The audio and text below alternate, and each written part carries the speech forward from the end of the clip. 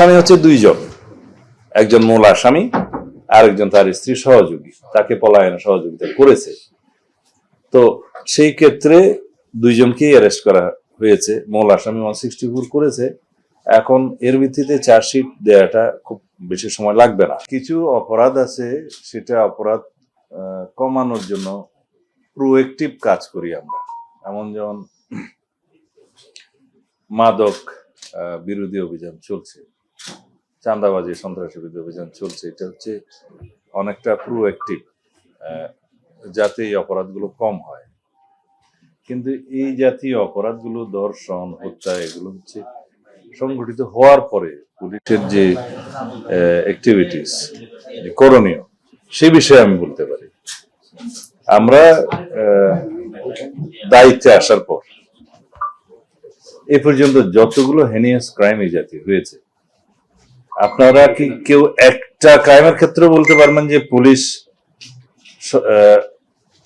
সর্বোচ্চ চেষ্টা করেনি এবং সংক্ষিপ্ত সময়ের ভিতরে তারা অ্যারেস্ট করতে পারেনি? একটাও নেই। আমার কাছে তালিকা সবগুলো আছে। যদি তার ব্যত্যয় কিছু হয়ে থাকে আপনারা প্রশ্ন তুলতে পারবেন। রামিসার ব্যাপারেও 24 ঘন্টার ভিতরে আসামি গ্রেফতার হয়েছে এবং তার রামিসার যে প্রধান আসামি দর্শক, তার নাম সম্ভবত সোহেল, তার স্ত্রী সহ তাদেরকে গ্রেফতার করা হয়েছে। 164 স্টেটমেন্ট দিয়েছে, জবানবন্দি দিয়েছে মূল আসামি। আমরা এইটুকু এসিউরেন্স দিতে পারি, আমাদের পক্ষ থেকে সংক্ষিপ্ত সময়ের ভিতরে সুষ্ঠু তদন্ত করে চার্জশিট দাখিল করা হবে। বিচারের দায়িত্ব আদালতের। বিচারহীনতার যে বিষয়টা সবাই সবসময় বলে থাকে, এটা সর্বক্ষেত্রে সঠিক নয়। কিছু কিছু ক্ষেত্রে বিচার বিলম্বিত হয়, সেই জন্য মানুষ মনে করে হয়তো বিচার পাবে না। কিন্তু এই জাতীয় ক্রাইমগুলো আমি ইন্টারিম গভর্নমেন্টের সময়ও দেখেছি। আমি তাদেরকে কৃতিত্ব দিতে চাই। সেই সময়ও এই জাতীয় কয়েকটা ঘটনা হলে হেনিয়াস ক্রাইমের সংক্ষিপ্ত সময়ের ভিতরে আইনি ব্যবস্থা, বিচারিক ব্যবস্থা তারা গ্রহণ করেছে। এই ক্ষেত্রে আমি এইটুকু এসিউরেন্স দিতে পারি যে সম্ভাব্য সংক্ষিপ্ত সময়ের ভিতরে একটা দৃষ্টান্তমূলক বিচার সম্পন্ন হবে। সাজার কথা তো আমি বলতে পারবো না। অন্যান্য যে সমস্ত বিষয় এখানে আমি বলতে পারি, যেমন আমরা দায়িত্ব নেওয়ার পর তনু হত্যা মামলাটি সহ আরো কিছু মামলা আমরা লিস্টেড করেছি, যেগুলো অনেকটা দীর্ঘদিন যাবৎ বিচারিক প্রক্রিয়ার মধ্যে আনতে সক্ষম হয় নাই, সেগুলো আমরা অ্যাড্রেস করেছি। যেমন তনু হত্যা মামলার একজন আসামি আমরা অ্যারেস্ট করে তার সাথে ডিএনএ ম্যাচিং করার বিষয়টা এখন প্রক্রিয়ায়। আরো 2 জন আসামি আছে। ইতিমধ্যে আরো একজন আসামির শনাক্ত করা গেছে, যার রক্ত পাওয়া গেছে। ডিএনএ টেস্টে 3 জনের স্পার্ম পাওয়া গেছে খুব সম্ভবত। এগুলো মিলিয়ে দেখা হচ্ছে এবং আশা করি এটা ন্যায় বিচার প্রতিষ্ঠা করা যাবে। এছাড়া কুমিল্লার সংঘবদ্ধভাবে যে একটা ধর্ষণের ঘটনা হয়েছে, সব আসামিকে গ্রেফতার করা হয়েছে। তারপরে বগুড়ার তরুণী ধর্ষণের বিষয়ে আমরা সংক্ষিপ্ত সময়ের মধ্যেই এগুলো সব আসামিকে হাতে নাতে গ্রেফতার করা হয়েছে। কাপাসিয়ায় 5 খুনের ঘটনায় তাদেরকে গ্রেফতার করতে আমরা সক্ষম হয়েছি। ঢাকার মান্ডায় প্রবাসী হত্যাকাণ্ডের বিষয়েও এই হত্যাকাণ্ডে জড়িত থাকার অভিযোগে 2 জন নারীকে গ্রেফতার করা হয়েছে।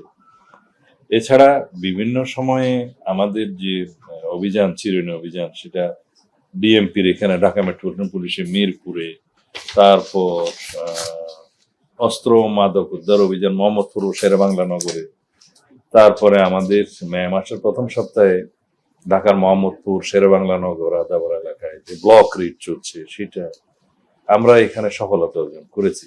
পেশাদার অনেক অপরাধীকে আমরা গ্রেফতার করতে সক্ষম হয়েছি এবং অনেকেই দীর্ঘদিন যাবৎ আইনের চোখে ধুলো দিয়ে যেভাবে পাঠিয়েছিল, তাদেরকেও আমরা গ্রেফতার করতে সক্ষম হয়েছি।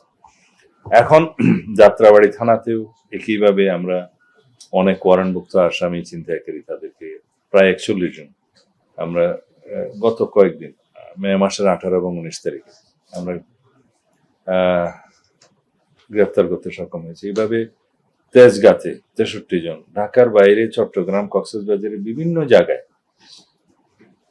আমরা উল্লেখ করার মতো কিছু সফলতা বলতে পারি। যেমন বিচার প্রক্রিয়ার মধ্য দিয়ে গতকালকে সম্ভবত কক্সবাজারের আমার নির্বাচনী এলাকায় দুলাজারাতে একজন সেনাবাহিনীর ক্যাপ্টেনকে যে নির্মমভাবে হত্যা করা হয়েছিল তার বিচার সম্পন্ন হয়েছে। সম্ভবত 4 জন কি 5 জনের মৃত্যুদণ্ড হয়েছে ফাঁসির, তারপরে যাবজ্জীবন আছে, বিভিন্ন মেয়াদের সাজা আছে। এছাড়া উখিয়া টেকনাফেও র্যাব 15 অভিযান চালিয়ে বিভিন্ন মামলায় পলাতক দীর্ঘদিনের আসামি অনেককেই গ্রেফতার করেছে। আর বলা যায় আইন শৃঙ্খলা সমুন্নত রাখার জন্য দেশের জননিরাপত্তা এবং জনপ্রত্যাশা অনুযায়ী শান্তি নিশ্চিত করার জন্য যা যা কিছু করার দরকার আমরা করার চেষ্টা করছি। আর পুলিশ সিস্টেমের মধ্যে আমরা অনেক রিফর্ম, অনেক সংস্কার করার চেষ্টা করছি। আমাদের অনেক কিছু করার বাকি আছে, সেটা আমরা মানি, কিন্তু সরকারের বয়স তো প্রায় 3 মাস। তো 3 মাসে আমরা কেবল সবকিছু রিফর্ম করে সুষ্ঠুভাবে সামনের দিনে কিভাবে আমরা কাজ করব, এই পলিসিগুলো, এই সিদ্ধান্তগুলো নিতেই সময় লাগে। তার মধ্যে আমরা যে অ্যাকশনটা করেছি, আশা করি আপনারা কষ্ট করে সেটার কৃতিত্ব দিতে পারবেন আমাদের।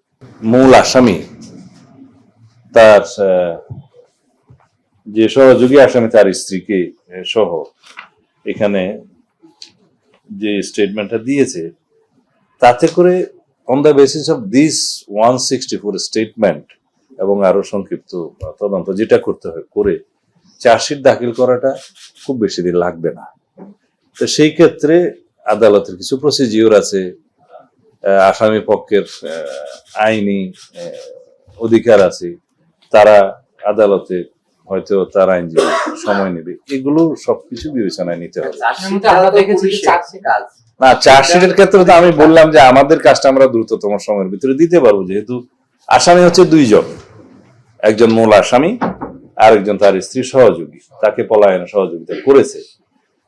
তো সেই ক্ষেত্রে 2 জনকেই অ্যারেস্ট করা হয়েছে। মূল আসামি 164 করেছে। এখন এর ভিত্তিতে চার্জশিট দেওয়াটা খুব বেশি সময় লাগবে না, তদন্তকারী কর্মকর্তা বলবে।